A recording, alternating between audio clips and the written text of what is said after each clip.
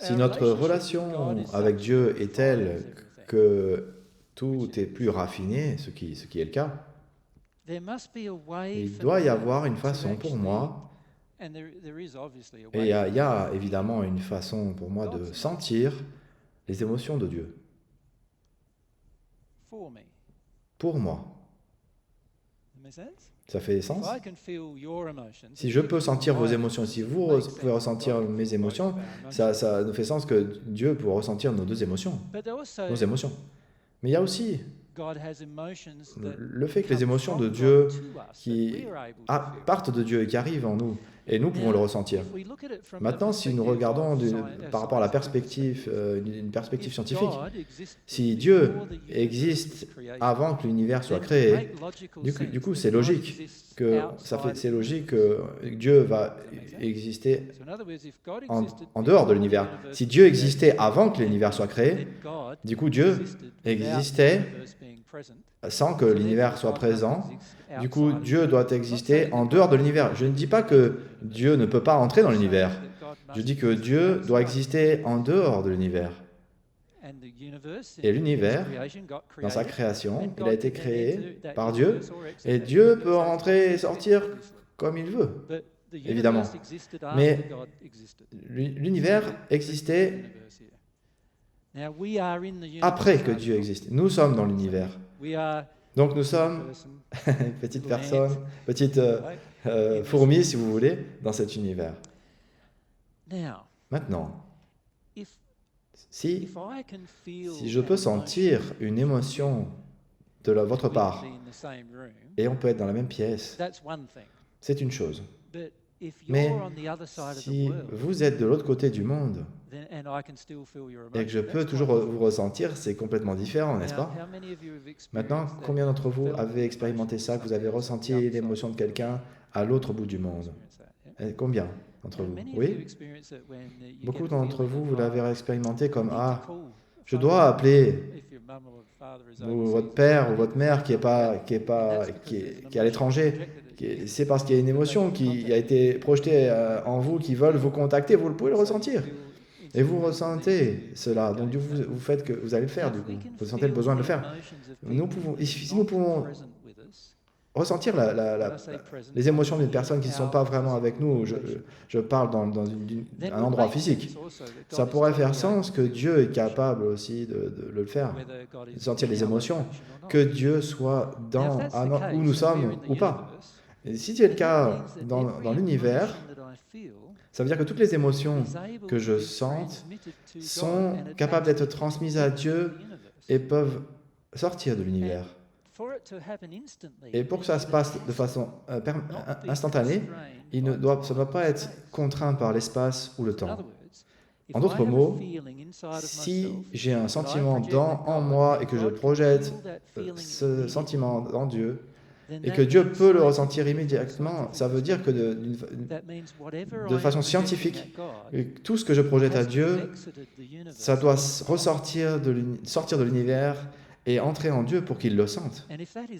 Et si c'est le cas, et c'est juste une supposition, mais si c'est le cas, évidemment, tous les sentiments que j'ai dans la relation avec Dieu peuvent être ressentis par Dieu. Et maintenant, si on va un peu plus loin, on peut donc aussi avoir le potentiel de ressentir que tous les sentiments que Dieu a pour moi. Ça fait aussi sens, n'est-ce pas? Si tous les deux on peut se ressentir entre nous, du coup Dieu peut nous ressentir aussi. Mais par conversion, sûrement, nous pouvons ressentir Dieu. Et si nous pouvons ressentir Dieu, et que nos sentiments sont la vérité de ce que nous interprétons dans la relation, et c'est le cas, dans notre mot, ce n'est pas les pensées ou les mots que nous interprétons dans une relation, c'est le sentiment, le feeling que nous avons d'une personne, ou que nous avons par rapport à une personne qui détermine qui nous faisons que nous sommes en relation ou pas. Vous pouvez le voir, ça, nous pouvons dire tous les mots d'amour, mais je n'en pense pas un mot. Et donc, l'autre personne peut voir ça, qu'on ne le sent pas vraiment, qu'on n'est pas vraiment dans une vraie relation. Mais une vraie relation est établie parce qu'on a des sentiments qui couvrent une distance entre nous et une autre personne, et que ça entre une autre personne, et donc leurs sentiments pour nous couvrent une distance, quelle que soit la distance, ça peut être qu'on est près ou on est loin, et bien ça rentre en nous. Et du coup, il y a un cycle d'énergie qui est entre nous, des sentiments qui font que eux, ils ont des sentiments pour moi et moi, j'ai des sentiments pour eux. Si c'est ce qui crée la relation, je suggère que nous avons exactement la même chose avec Dieu. Et si c'est le cas, comment faisons-nous pour entendre Dieu? Si on verbalise ça et qu'on pose une question, ça c'est moi et j'ai Dieu, comment est-ce que je l'entends? L'écoute. La vraie façon que je peux écouter Dieu, c'est par ressentir les émotions de Dieu.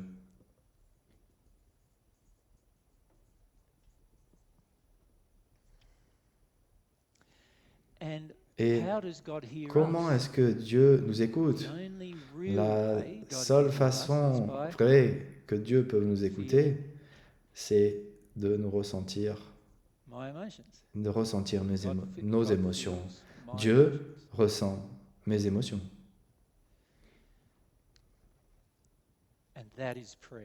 Et c'est ça la prière. C'est le sentiment de l'émotion que j'ai pour Dieu, que Dieu m'entend. Et la réponse à la prière, c'est le sentiment de Dieu, les émotions de Dieu à travers nous qui viennent comme une réponse.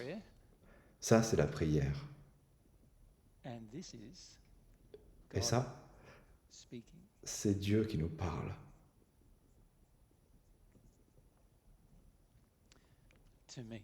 À moi.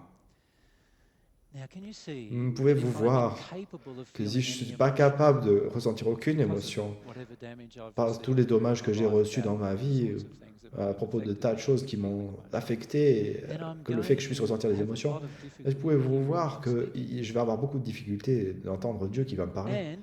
Et si je suis incapable de ressentir mes propres émotions moi-même, et du coup, très peu de prières vont sortir de moi et aller en Dieu. Je dois avoir un feeling qui est associé à ma prière pour que Dieu le ressente. Dieu peut voir nos pensées, mais ce que Dieu ressent, c'est comment Dieu réagit, mais pas ce que Dieu est. Vous voyez la différence? C'est juste comme dans votre relation avec une autre personne, vous ne réagissez pas à ce que vous écoutez, vous réagissez à ce que vous ressentez, qui vient d'eux. Exactement la même chose avec Dieu. Si vous réagissez par rapport à ce que vous ressentez d'eux, et du coup, vous pouvez ressentir quelle est leur intention, ce qu'ils ressentent pour vous. Parfois, ça peut être bien, ce n'est pas très plaisant, mais vous pouvez toujours le ressentir. Et la même chose s'applique quand des gens ont des sentiments par rapport à vous. Donc, ça suggère que la méthode de communication n'inclut pas les pensées ni les mots, mais en fait, ça implique les émotions et les sentiments. Ça fait sens? Jusque-là. Maintenant, si je veux avoir une relation avec Dieu, un des bénéfices que je vais avoir avec la relation avec Dieu, c'est que je vais devenir de plus en plus sensible à ressentir les émotions de Dieu sur tous les sujets possibles que je peux poser, dans tous les sujets possibles, dans toutes les questions que je peux avoir. Je peux poser des questions par rapport à l'âme humaine. Est-ce que l'âme humaine a une âme jumelle? Et c'est Edgé, c'est ce qu'il dit, mais est-ce que je peux lui poser la question? Est-ce que l'âme a une âme jumelle? Et si je suis assez sensible sur le sujet, je pourrais avoir une réponse à cette question assez rapidement. Mais le problème que l'on a, et c'est vraiment problème majeur sur la planète, c'est qu'on a vraiment un manque de sensibilité de façon émotionnelle. Le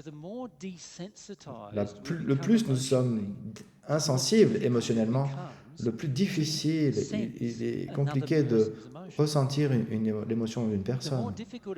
Le plus difficile, c'est difficile pour nous de sentir une émotion d'une personne, c'est plus encore difficile pour nous d'avoir une relation avec cette personne. Si vous regardez toutes vos relations, la relation la plus frustrante, c'est là où la personne n'a aucun indice de ce que vous ressentez. C'est la relation la plus difficile à maintenir. Vous avez une relation avec un mur, en fait. Mur de briques. La seule façon où on peut être sensible avec les sentiments d'une personne, c'est en étant nous-mêmes, sachant ce que nous ressentons vraiment. Et donc, du coup, si on le fait, on commence à augmenter notre sensibilité, on est plus capable d'avoir une expérience émotionnelle, un sentiment, de sentir cette émotion au lieu de l'avoir comme une pensée tout le temps. Donc, ce qui en résulte, c'est que si c'est le cas, notre relation avec Dieu devrait nous rendre plus sensibles aux émotions, ça devrait nous rendre plus sensibles aux sentiments. On pourrait, de façon plus précise, ressentir nos propres sentiments, ceux des autres, et aussi les sentiments qu'a Dieu a pour nous. Et comme en grandissant dans notre relation avec Dieu, c'est ce qui va peut-être se passer. Vous allez éventuellement pouvoir ressentir toutes les émotions de Dieu à propos de tous les sujets. C'est la façon la plus rapide de déterminer la vérité. Si vous pouvez ressentir les émotions de Dieu à propos de quelque chose, du coup, vous pouvez ressentir ce que Dieu sent à propos de cette chose. Et du coup, vous pouvez déterminer si vos ressentis sont en harmonie avec l'amour ou pas.